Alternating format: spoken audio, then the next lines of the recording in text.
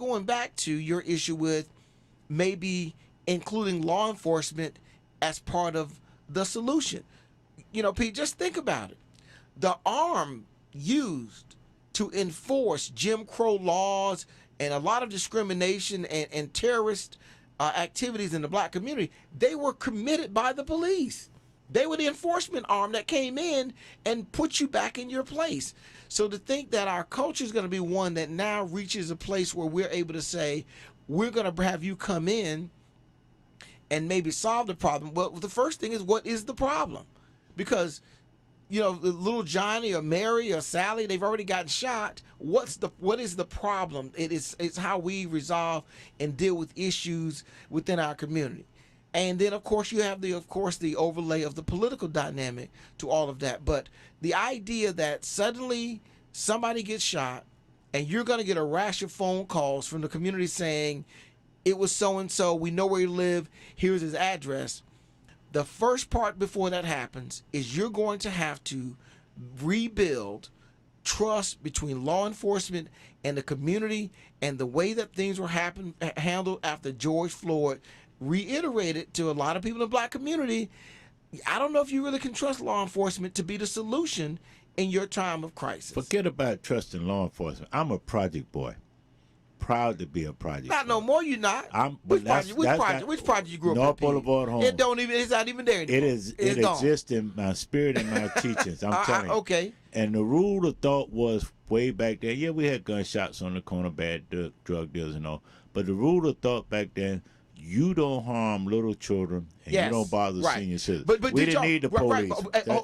All right, now that's the piece that's changed. See, that's the thing. And we know guys were selling. You know, it's like being at the Edgewater playground when they cut the lights out the playground direct at 10 o'clock.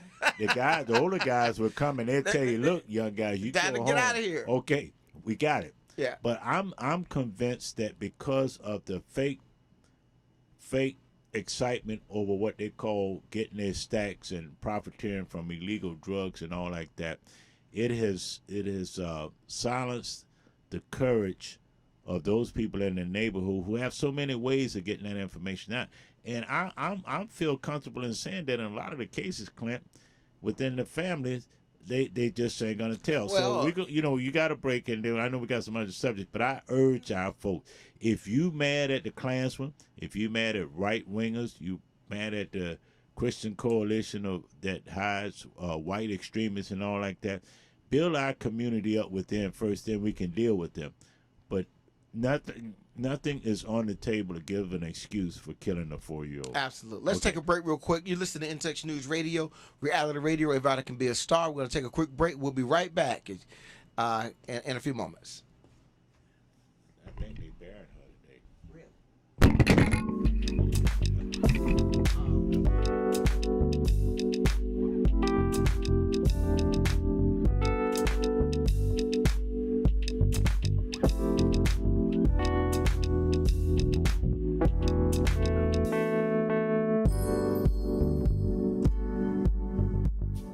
Jacobs Production, in partnership with Trinity City of Praise and the African American Family Institute, presents a musical play, 10 Boys and One Girl, coming soon to the David A. Strauss Jr. Center for the Performing Arts, 1010 North Mercedes Place, Tampa, Florida, September the 18th, 2021. 2 p.m. matinee show, 7:30 p.m. late show, $25 general seating, VIP seating $50. You don't want to miss this powerful performance, a story of a man and woman raising 10 boys, 1 girl, through trial and obstacles. With resilience, faith, and love, they made it. Directed by Nate Jacobs of the West Coast Black Theater Troupe. Musical director Davon Jameson of Jacksonville, Florida. Tickets can be found at the Strass Center box office. For more information, call 813-229-7827. 10 boys, 1 girl, family strong.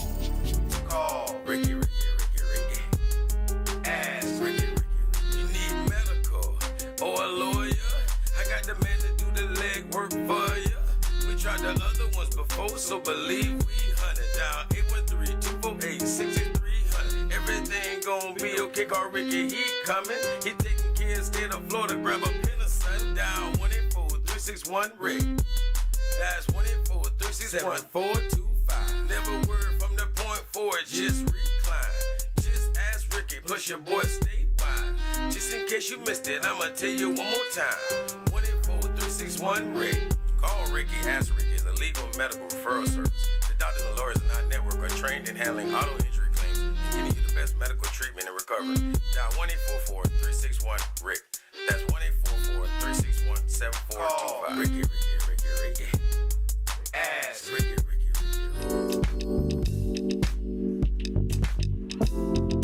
That last commercial, I got a bad knee, so I was thinking about grabbing my cane and doing a step or two because I'm in a fraternity or whatever. I'll All back right, you up on that.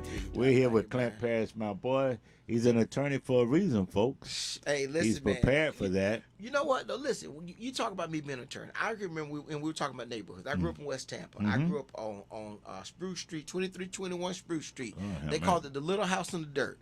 Because it was a flat top house and we didn't have any grass, so they just called it the Little House on the Dirt. In the hood, everybody give you a name for something. Oh yeah.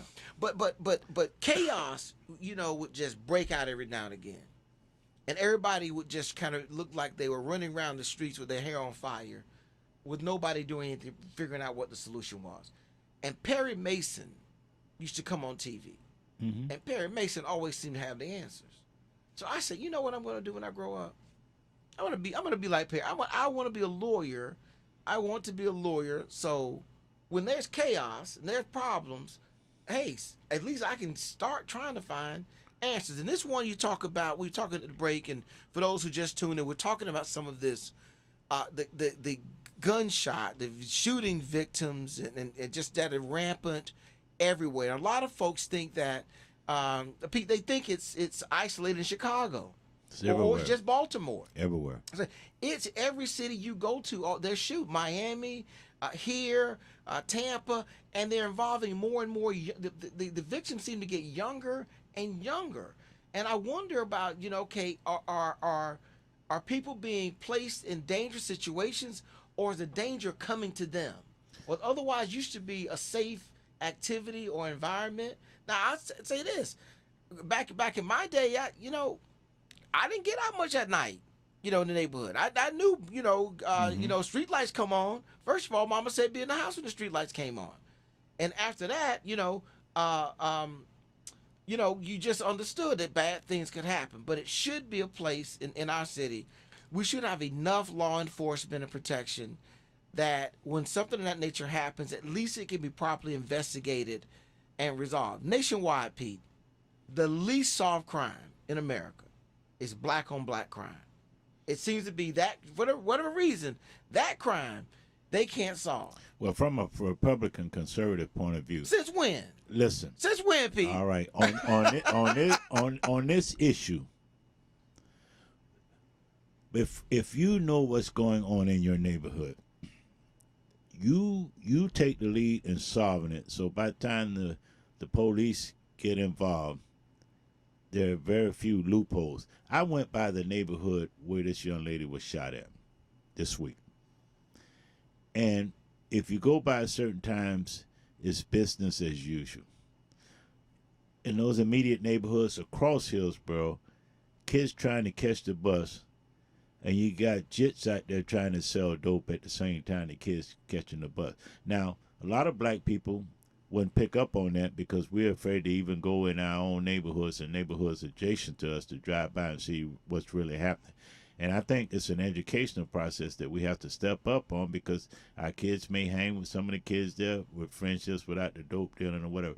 But Clint, I'm telling you, it appears to me in all of these cases, for the majority, that people are because they're profiting by illegal activities. That's why they're protecting those thugs and all who murder little children. I mean, it's just hard to fathom what is it to protect. So let me play this out. Somebody, let me play it out. And I know we got some other stuff. Let me play it. And again, we want to make sure that if you're listening, you take the opportunity to join the conversation. 813-444-9588, and people are gonna move on after this conversation. So I'm trying to play this out. Assume that I'm a person who may have some information about that incident. My thought process in that moment is, okay, if I come forward, what about what might happen to me? That's the first one. one, do the police really care enough to really come in and really investigate it? So am I putting myself at risk of some kind of reprisal to me, and they're not going to do anything about it? Well, odds are that more than one person know what the hell happened. Number one. Number two, there's so many ways you can get that information in, not only to the police directly, but also concerned groups, and you can get the facts behind it. So I think that's a red herring in a way. Yeah. And then, as I told somebody the other day, okay, if you don't want to use your phone, they still got pay phones around. Go to the pay phone, call the anonymous numbers for the police department and say, hey, look, you need to check this guy out. You need to check this guy out. No, because I'm listening to some other commentators all week talking about this locally. We can't get stronger until we clean up our neighborhoods. And we can do it in a way that we can educate the young people the perils of a life of crime, especially when you can when you can look on Instagram and people say, hey, well, I got a 38 special for sale, but I don't have the holster with it. And they go on live Instagram for that. See, that's an educational process that starts at home. And then if you got to jack them up, those who got some sense. Right. But stay with me on that. I think this starts in the homes, and it moves out to the community. And while I expect our government providers of law enforcement and other services that we pay taxes for, that's where we should be yelling at one. And then also back in these communities, yelling at and saying, listen, the day is going to come when you're a victim of something as well. So I'm urging the brothers, before we move on, Clint, I'm urging the brothers everywhere.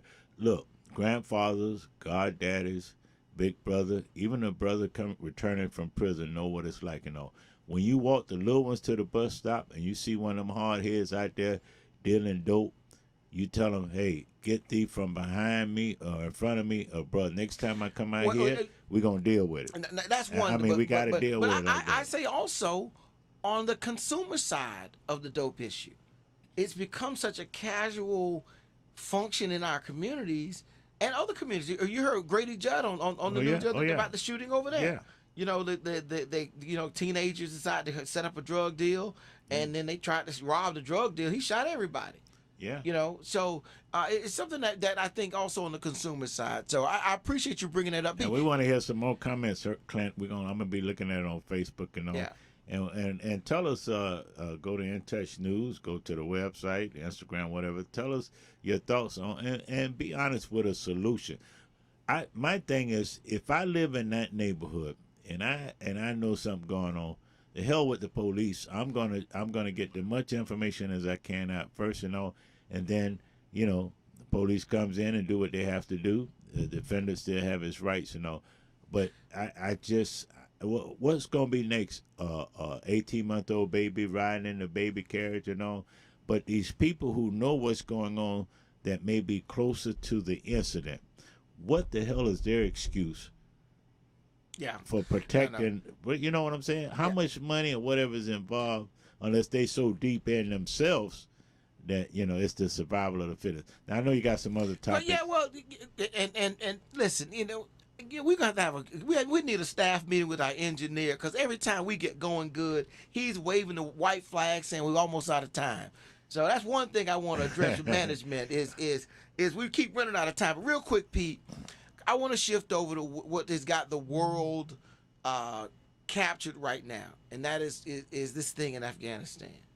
Well, I was shocked to believe. First, the Republicans accused Joe Biden of trying to excuse rushing out of Afghanistan because there was going to be a terrorist attack, and then we had a terrorist attack.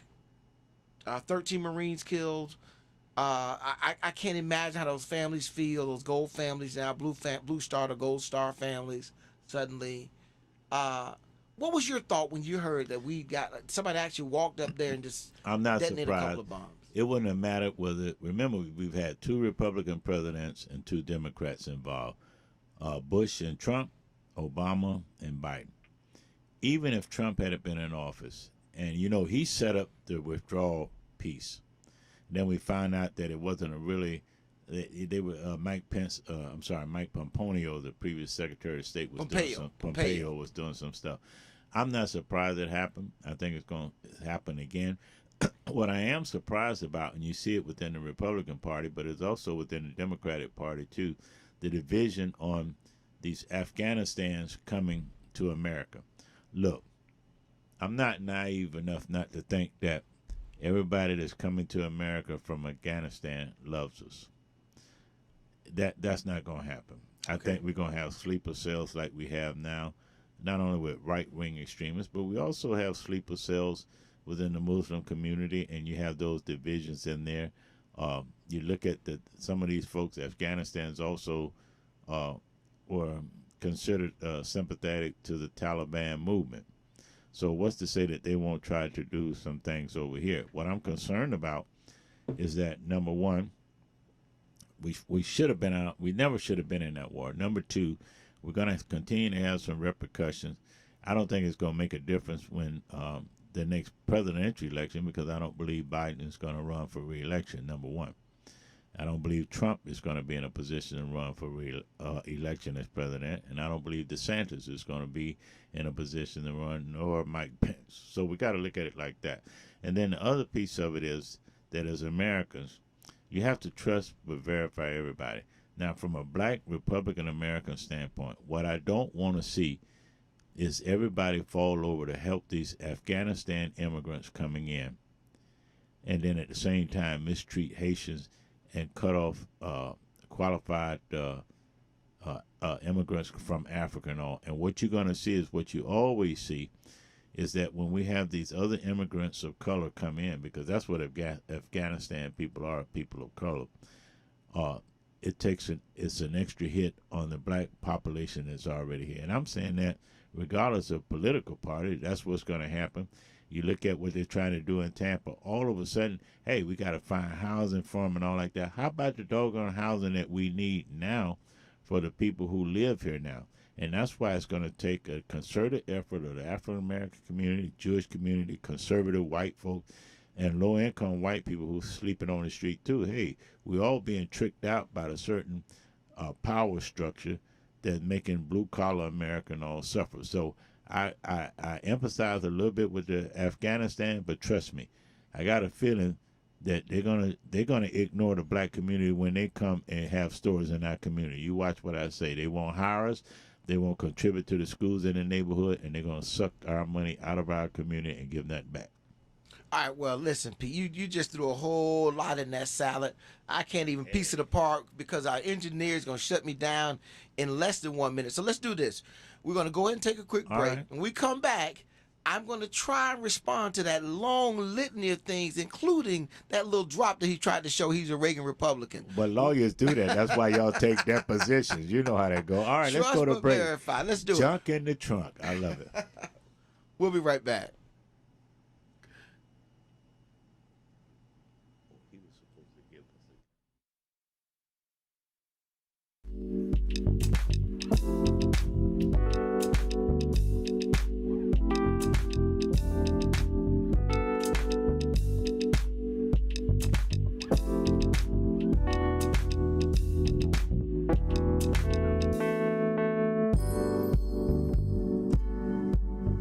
Hey, this is Agent Wright, better known as Mr. Clean. You looking for some great barbecue? Come see them two brothers in the grill, located at 423 Virginia Street, Charleston, West Virginia. We got ribs, chicken, pulled pork, brisket, collard greens, mac and cheese, baby. Come get some and get you a nice, smooth cigar. 304-550-4431. That is 304-550-4431. Come get some, baby. The Rib Man, mama, the Rib Man. Touch Radio, where everybody, and we do mean everybody, is a star. In Touch Radio.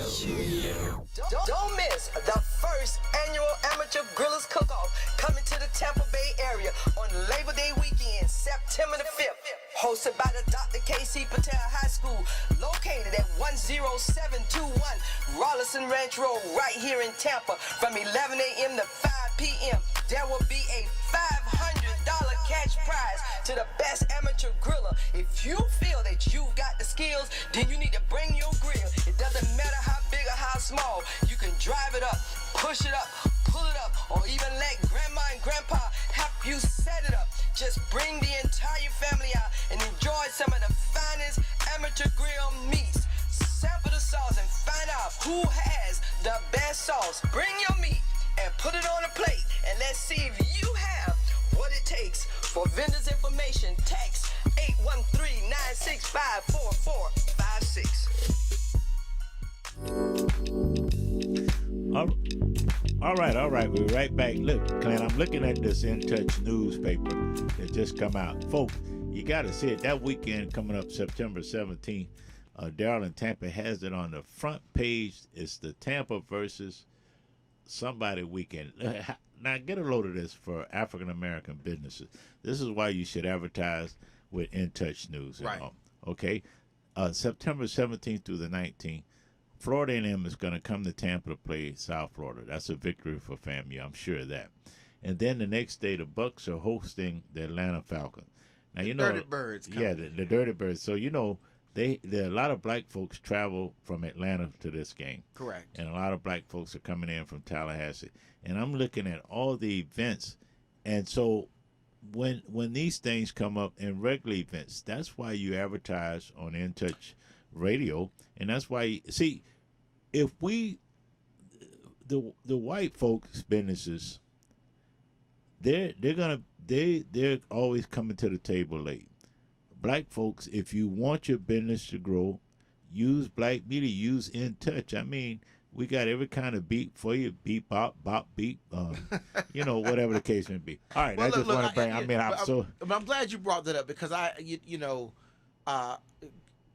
communication, radio still remains the most powerful way to Absolutely. communicate information to the masses. It still is, and now we have cell phones and all that kind of stuff. It just integrates itself right into that, and I think that Daryl and Tammy do a great job in our local community getting information out. And you're absolutely right. It is very important. I think that if you're an advertiser looking to grow your business or make an impact, that In Touch News is a great place to put your information about what services you provide. But we have a very vibrant black economy that I think, has really been the way that a lot of us have been uplifted in our community. So, all right, so let's get back to you. You poured out a lot about this African. Go ahead. All right.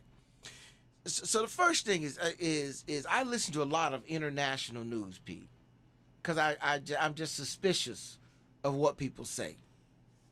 And I heard an interview with a leader of the Taliban. And it was just interesting that he said, what right is it to take over a whole country because you're after one person? It was just interesting. He said, people talk that we're taking over, invading, but we were actually displaced. Now, we can argue about whether you harbor terrorists and all that stuff. It's just interesting trying to understand the perspective. The other one was they don't control this other group of ISIS. And they had gotten information, hey, look, these ISIS folks want to actually kill some Americans. They didn't want to kill the Taliban. They wanted to kill Americans. So the Taliban were looking to get away from the Americans. That was one of the reasons they backed the perimeter they had up. Also, they weren't checking the people that went through. They were just checking for your ID.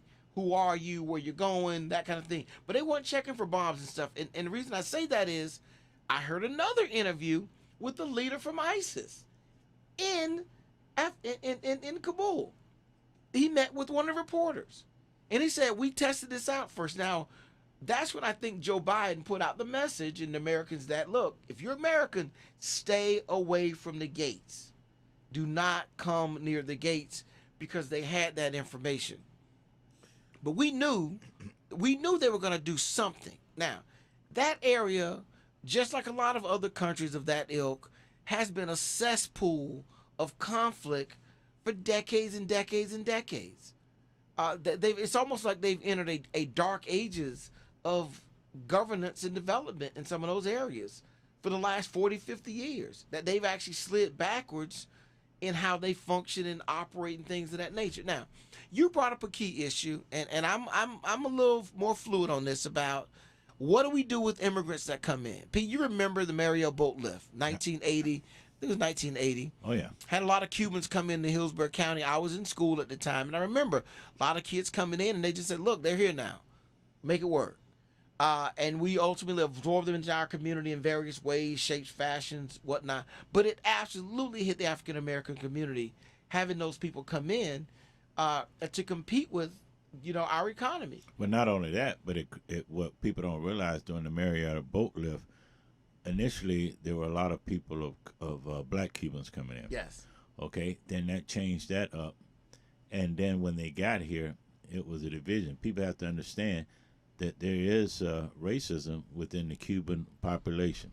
There's racism Everywhere. everywhere. Right. You have different so people. When you look at when they came in, and since that time, the black Cuban that have come here and their kids were growing up here, they basically disappeared.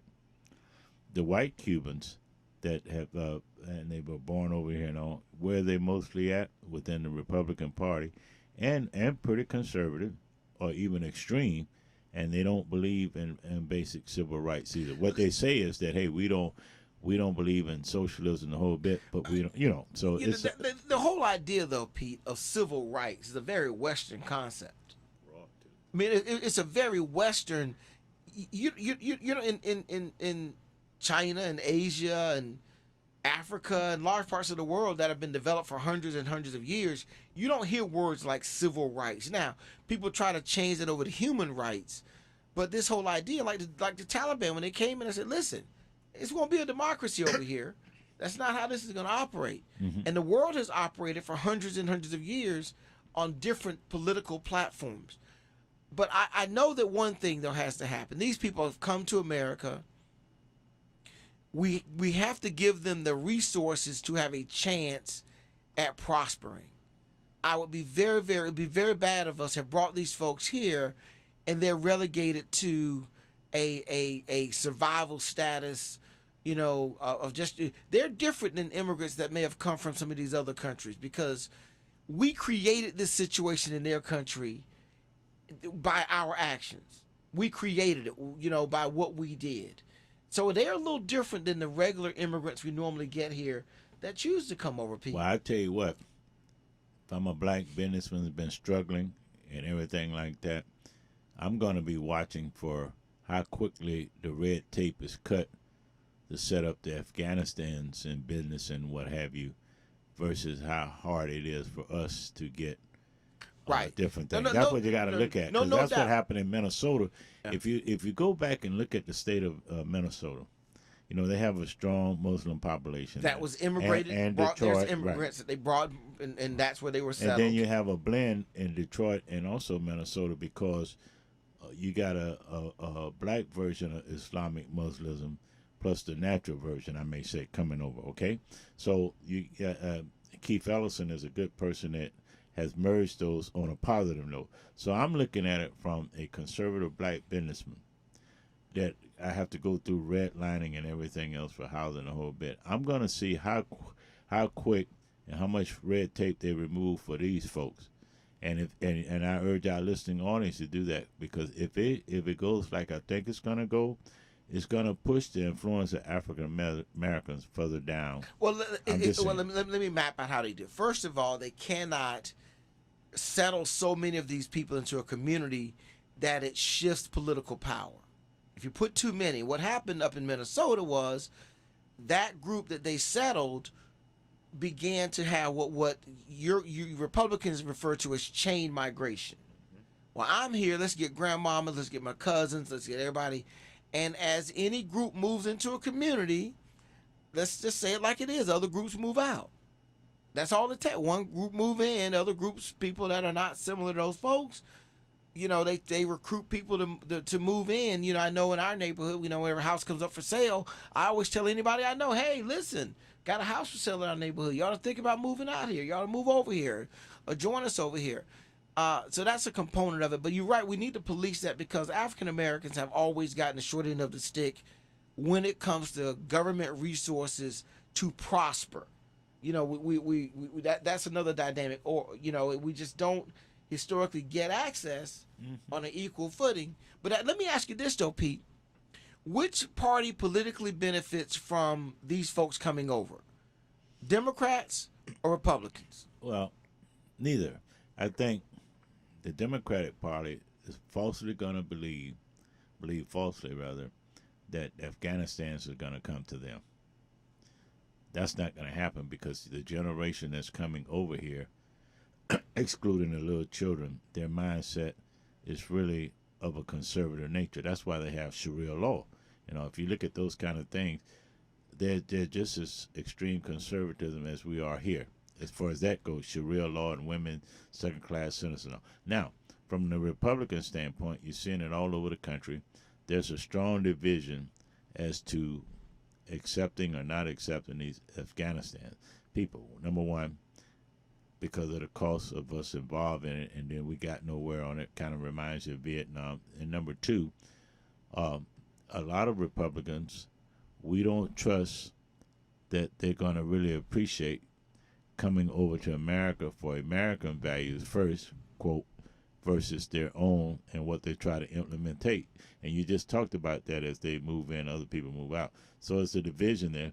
But if you're really going to find out as a sociologist or social stats person and all, you're almost going to have to take the kids that are coming over at 5 and 6 and then do a study 15 years out to when they're 20 and 21 to see how the change of the country has shaped their thinking. Because you got Afghanistans that are coming over here are so entrenched with Sharia law and everything else. Don't think that's going to change. So that's I'm going to disagree, Pete. I think that this group, the people that are coming here, are less leaning towards the old Sharia law. Sharia law is pretty harsh, but American politics doesn't reflect, I think, religious tenets anymore. It used to, but it's moved so far away from that. The other one is I don't think Republicans are going to be willing to embrace these people. They're going to run them off. Well, as a black Republican, based on when I've seen other countries come over and how they don't care whether we're black Republicans or black Democrats or black independents.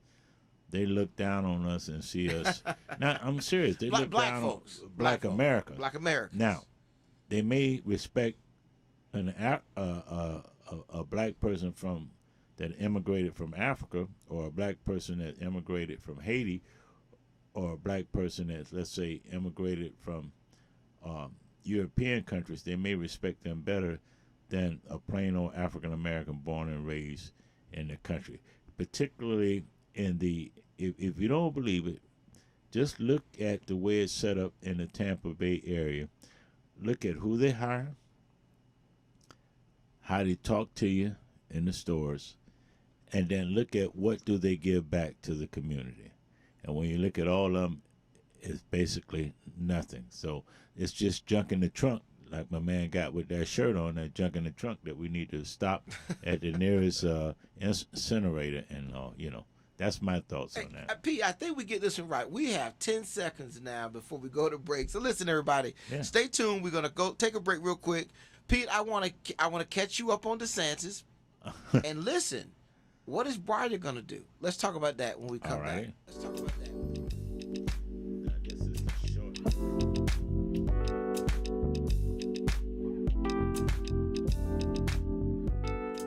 By now, we're all aware of the dangers of COVID-19. Like others with existing health issues, cancer patients are at a high risk due to their compromised condition.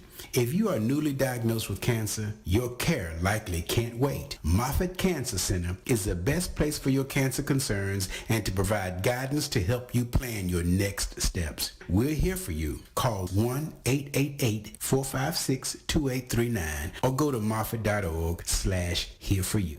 We're playing your favorite old school.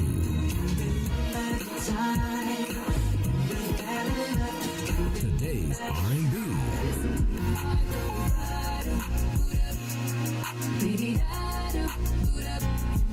With a smooth touch of jazz.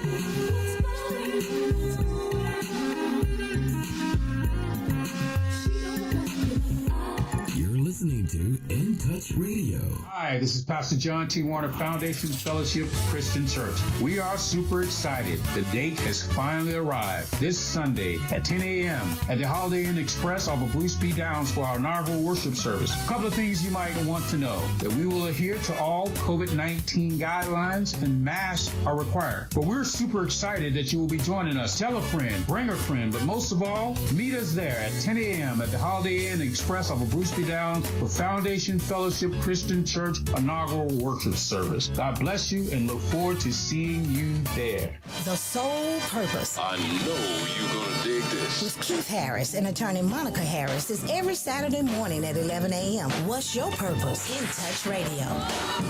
In Touch Radio is smooth soul. Rocking your radio on the sounds of soul. Playing your favorite R&B. In Touch Radio. Yeah, oh yeah, that's my man, Elder John Warren, my boy. He came to Tampa from somewhere else. You talking about the commercial? Yeah. Okay. But Elder John Warren, he came to Tampa working with a big company from somewhere else. He never left, and he continued to work from time he came here to now. So, all the black males out there that relocating in this area, look, bro, there's plenty of work to do. Freddie Solomon, the late Freddie Solomon, used to say, hey, when King Solomon, he talked to him and said, there's still work to do. And you keep working. Now, Clint, you were talking on something before we went to break. You wanted to ask me this tough question, as if I don't get enough tough questions from you already. I have to talk to management about that, how about more softball? All right, go ahead. What you wanted to do? No. Okay, so two things I want to touch on before we finish, but let me say this. I'm dressed in all black this morning because I have a day of nothing but funerals, Pete, going on. I just want to encourage everybody to stay vigilant and work hard at being safe. I just want to recognize the lossing of several of my fraternity brothers, one of them being our brother Eugene Ravenel, passed away last week from COVID. Long-time rattler and just a good brother. And he fought a good fight, but he passed away from COVID last week it was. And there's several missed that one. In Tampa? Here in Tampa, here in Tampa. Okay, I haven't seen a notice or anything on that. It's been real low-key, but it's public now that he passed away. Also want to recognize John C. Wise Sr. He passed away this week as well. Doug Johnson passed away. And one of the founders of the local Tampa Jack and Jill chapter, Rudine Crawley, she passed away. Long time community activist and just a stellar, classy lady. But she's being laid to rest today as well. So just want to give a shout out to those folks. Yeah, that hit me hard on that because my sister, Weeda Hilton, was one of the, along I think with Bruce Miles' wife. Yes, they were all original members of that chapter and founders. everything. And Rudine, what's interesting about her that was really kept low key because people said she worked at GT and all, but she also worked for NASA. Yeah. And listen, so you talk about a very impressive lady. Yeah. So we have to put the work in, and my man, Mr. Ravenel, I'm telling you. And that's why I tell young men. I don't know how he did decades at TCO. Yeah. Tampa Electric Company. Don't wait to the end to try to catch up on your work. You're born to work. The old timers would say, "Work while it's day." Yes. But no man knows what happened when night comes. Go ahead. But we need workers, and the more we work with our young men early, and trust me, if you got daughters or nieces and all, when you work with them the right way, they will respect you too and be proud to show you off. Yes. Don't worry about the profit you gain from giving back to the community is a reaffirmation of your opportunity to go to heaven. You absolutely, and I just, if I could expand on that word, you use work, I would just say be productive. Absolutely. Make each day count. Don't wait to live, wake and live today. So anyway, just want to give those shout outs before we only got a few minutes. Listen, I think your boy DeSantis has overplayed his hand, Pete. He came out heavy-handed on these mask mandates with schools, and you can mess with a lot of people, but you don't mess with people's kids. And you've had a number of school districts directly revolt against him, And now you've had a court case judge come out and rule that he can't mandate, that schools cannot impose mask. I listened to that. That was an interesting hour-and-a-half summary the judge did. Yeah. Now, DeSantis' press secretary, made a mistake because basically, if you read between the lines, she called that judge liberal. Yes. That judge is not a liberal. No, not okay? at all. You know him. Absolutely. I mean, he's yeah. old. But here's why it won't hurt DeSantis. When it comes time to run, even though he was messing with people's salaries and messing with Republicans' children and all like that, two things it's gonna bounce back on. One, did it fund the police fake stuff? And number two, the negativity on Black Lives Matter. And so when you have those two things, he will use those that will show up his support. And then the big thing is, I've always said, this is an off-year governor's election. Black people, liberal people, don't vote. And they won't vote. I'm telling you, he will win by 8%, if not 10%, 8 to 10%. He's behind right now. Look, that's fake.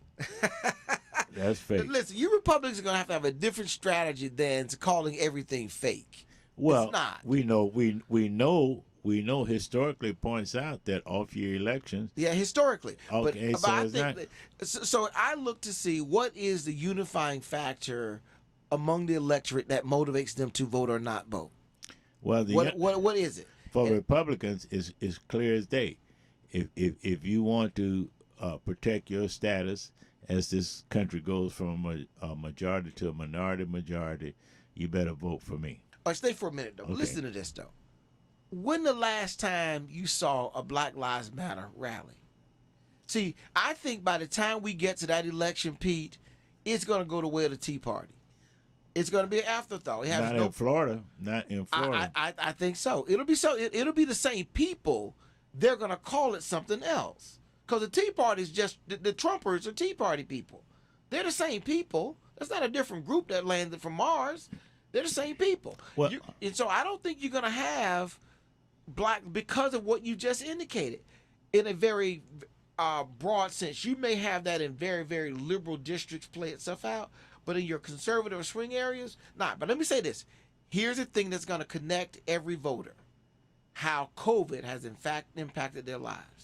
But not to the point, excuse me, not to the point of not voting for conservative. Let me tell you something. But hold on for a minute. But DeSantis isn't conservative. If he was conservative, I would agree with you. But that's and you say this all the time, Pete, and I respect it and I get it. Conservatism and the Republican Party are no longer joined. That's true. And that makes it easy for him to win. If you notice, Rubio, Ashley Moody, DeSantis, you don't see them campaigning except a rare occasion.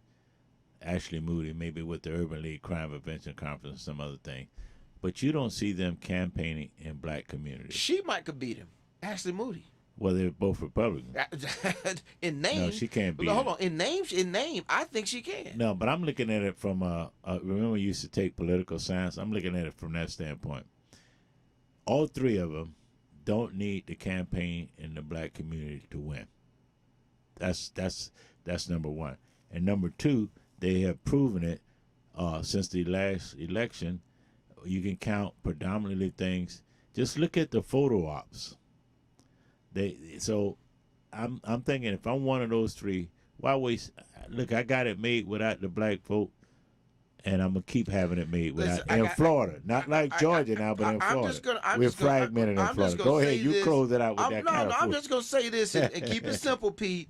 Pete, you're wrong. Mark the tape, and we'll run this back at some other time. I want to though get your comments real quickly before we roll out of here. Is the potentiality of Breyer resigning and Biden getting a Supreme Court appointment?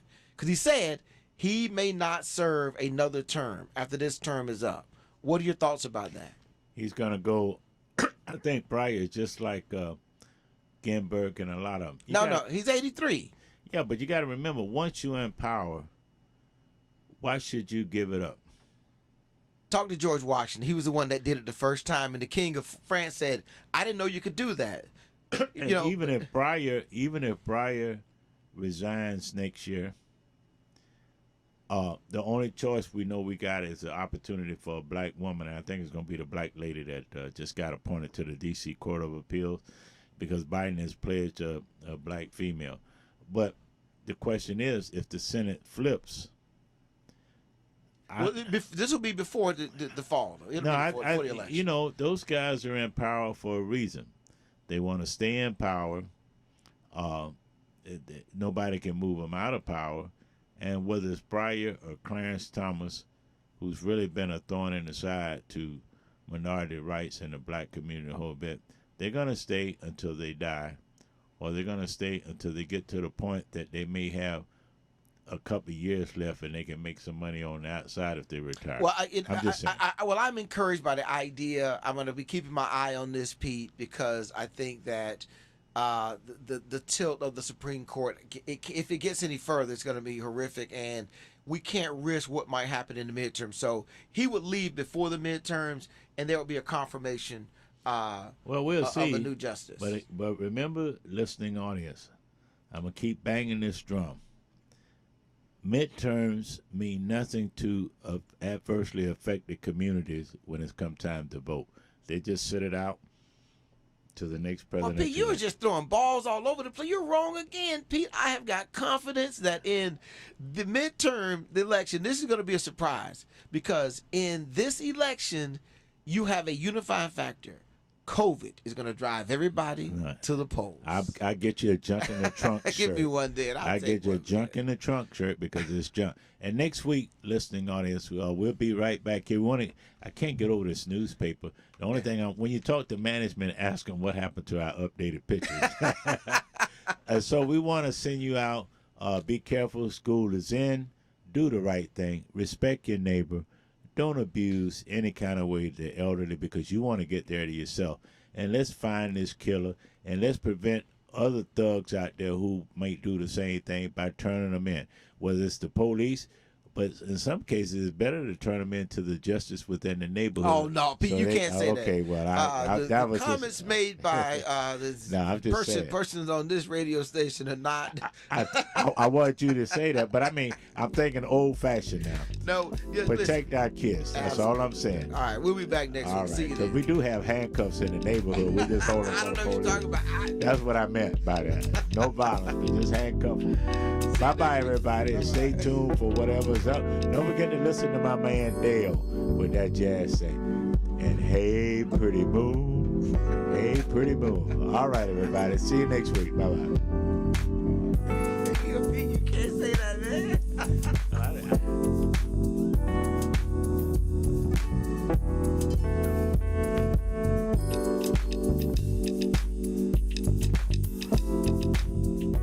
Smoothing out your favorite R&B flavors. What's your flavor? Tell me what's your flavor. In Touch Radio. In Touch Radio. This is Joel Sylvain and Kevin Carr, and we're with Power Moves, where celebrities